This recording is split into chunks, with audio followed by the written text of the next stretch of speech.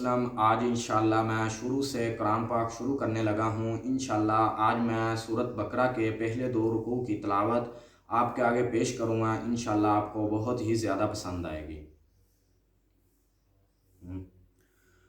बिस्मिल्लाहिर्रहमानिर्रहीम। अलिफ लाम मीम ज़ालिकल किताबु ला रैब फ़ीहि हुदल लिलमुत्तक़ीन الذين يؤمنون بالغيب ويقيمون الصلاة ومما رزقناهم ينفقون والذين يؤمنون بما أنزل إليك وما أنزل من قبلك وبالآخرة هم يوقنون أولئك على هدى من ربهم وأولئك هم المفلحون إن الذين كفروا سواء عليهم أنذرتهم أم لم تنذرهم لا يؤمنون ختم الله على قلوبهم وعلى سمعهم وعلى أبصارهم غشاوة ولهم عذاب عظيم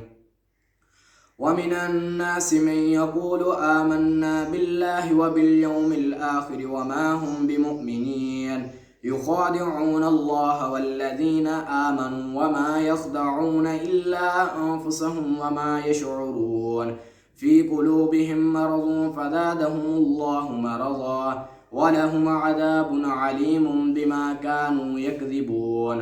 وإذا قيل لهم لا تفسدوا في الأرض قالوا إنما نحن مصلحون ألا إنهم هم المفسدون ولكن لا يشعرون وإذا قيل لهم آمنوا كما آمن الناس قالوا أنؤمن كما آمن السفهاء ألا إنهم هم السفهاء ولكن لا يعلمون وإذا لقوا الذين آمنوا قالوا آمنا وإذا خلوا إلى شياطينهم قالوا إنا معكم إنما نحن مستهزئون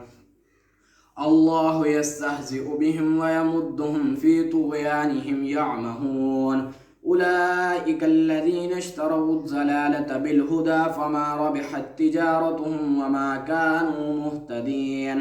مثلهم كمثل الذي استوقد نارا فلما أضاءت ما حوله ذهب الله بنورهم وتركهم في ظلمات لا يبصرون صم بكم عمي فهم لا يرجعون أو كسجب من السماء فيه ظلمات ورعد وبرق يجعلون أصابعهم في آذانهم من الصواعق حذر الموت والله محيط بالكافرين يكاد البرق يخطف أبصارهم كلما أضاء لهم مشوا فيه وإذا أظلم عليهم قاموا ولو شاء الله لذهب بسمعهم وأبصارهم إن الله على كل شيء قدير صدق الله العظيم.